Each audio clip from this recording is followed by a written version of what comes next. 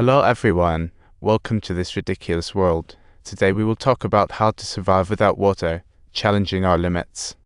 No water really brings down the mood. The only hope is the delicious looking sugarcane field down the hill. Zhao Mingsheng was ready to rush out to harvest some, but you've got a point indeed. How can we possibly allow you political novices to mess things up in this regard? Infamously politically challenged, even 2 billion wouldn't get us a single sugarcane. With that, they set off. While waiting for sugarcane, a loud bang echoed from below, and a soldier came back sobbing, holding a sugarcane. The deputy platoon leader stepped on a landmine on the way back.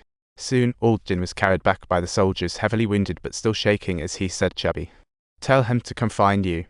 Sadly, Old Jin didn't make it, and everyone felt the weight of loss as they munched on the sugarcane he brought. As they surprisingly found the sugarcane a bit bitter. Is it the emotional state or the quality of the cane? Then, the command post issued orders to attack the main peak, but the enemy's bunkers seemed like steel barrels, making it impossible to advance. Brave little Beijing took it upon himself to attack, but when he aimed at the bunker, nothing happened, and then he got hit by artillery. In despair and with immense anxiety, the platoon leader was compelled to rush over, yet little Beijing never responded to him again. Next, the platoon leader checked why the shell hadn't exploded and finally found a perfect one to fire at the enemy bunker. Post-battle, soldiers were tidying up the battlefield but got hit by artillery unexpectedly. It's truly a mixed bag, as the platoon leader's machine gun stood out and got hit again. The platoon leader left quietly, no goodbyes. Zhao Mingsheng cried, hugging his warm body. Burning with rage, he raised his machine gun and went on a frantic rampage, yelling in madness. "Time to go, instructor, hurry, follow me." Zhao Mingsheng didn't hesitate to pull the fuse. He rushed into the cave without looking back. After a loud explosion, the silence returned. Ultimately, the war was over, and Zhao Mingsheng survived. At the top of the hill, everyone gathered around the platoon leader's body, unable to leave. The sun shone brightly, as if he could no longer see this beautiful world. Just then, Zhao Mingsheng found a blood-stained bill in his clothing, clearly marking the borrowed amount, 620 yuan. Everyone couldn't help but cry, and Zhao Mingsheng carefully put away the bill, tidied up the platoon leader's clothes, and gave one last hug. "Platoon leader, we're going home."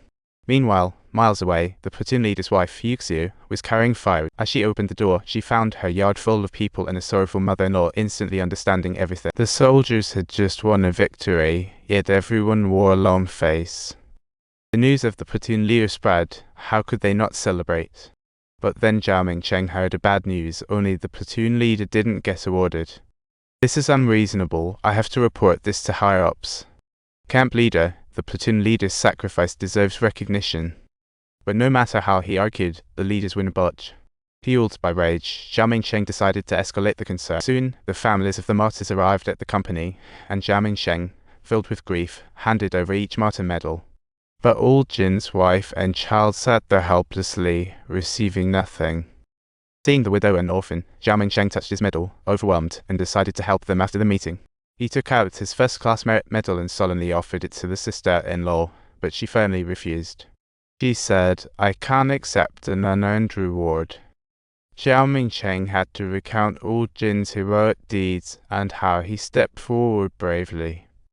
He single-handedly blew up 2 enemy gun emplacements and led everyone in repelling the enemy's attacks. In the end, he sacrificed his life to protect everyone.